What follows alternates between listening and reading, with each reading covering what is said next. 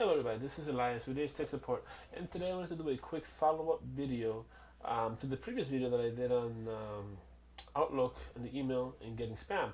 So it's very simple. You get these spam email messages on your Gmail. Sometimes you send them to the spam folder, but they still come somehow.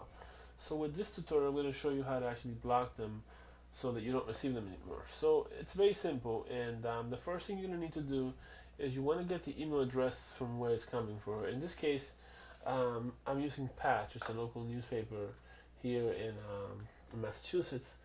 So if you see in the top here, it says no reply. You copy that email address, and once you copy that, you'll want to go right to the settings part of your email, and you're going to get this part over here. Then you want to go into filters and blocked addresses. If you create a filter, if you continue to create filters, eventually you can export them to other email addresses that you have if you happen to have multiple email addresses. But so you want to create a filter, and you want to put from.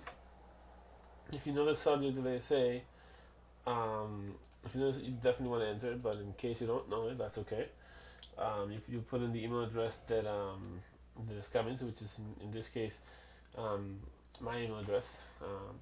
Once you do that, then you put the subject, like I said.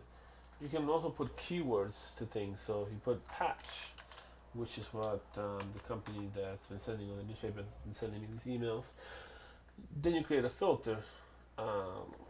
It's very simple, like I said. And so once you go in there, you have the option. See, this option comes up, and it says you can either skip it and archive it. You can star it if you think it's important. Again, this can be used for a lot of different things. I mean, you don't just have to use it for spam. But if you do want to use it to block a lot of spam, I understand. But you can use it in case you're expecting a very important email from the gas company or from whatever. You can also have it so that it's marked. You can put a star in it, and it'll put a star and archive it. So you can put a star in it and archive it.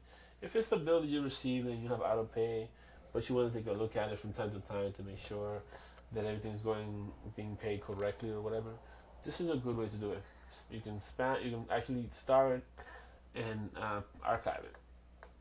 If you just want to literally just delete it, you can. You can also delete it, and I believe you can label it as a spam label. You can create a new label for it where you want it to go. Again, this is just really an organizing thing. It's really to organize your emails and to make sure you're not getting all the spam. You can also put a category on it. You can mark it on whatever that is, whatever you want, social, updates. I mean, really, it's up to you. It's really a good way to manage your email. I honestly they actually prefer the system of sweeping, which is on the previous video on the Outlook, Microsoft Windows Live, because it's much of an easier process to do it. It's not, this seems a little complicated because there's more steps into it. Whereas with the sweeping, you just click a button and it's gone. So that's something that hopefully Google in the future works on. But like I said, right now you have the option to either send it to spam, and you can have it deleted. It really is up to you. So what this will do is any emails that you actually get in the future, it will do that. So in this case, I click create a filter, and it'll do that. Now, if I go back to my inbox, it'll all be there. So you are gonna have to delete or archive those emails if you don't want to, if you actually don't want to have them there. But for the process of it, it's a pretty simple process.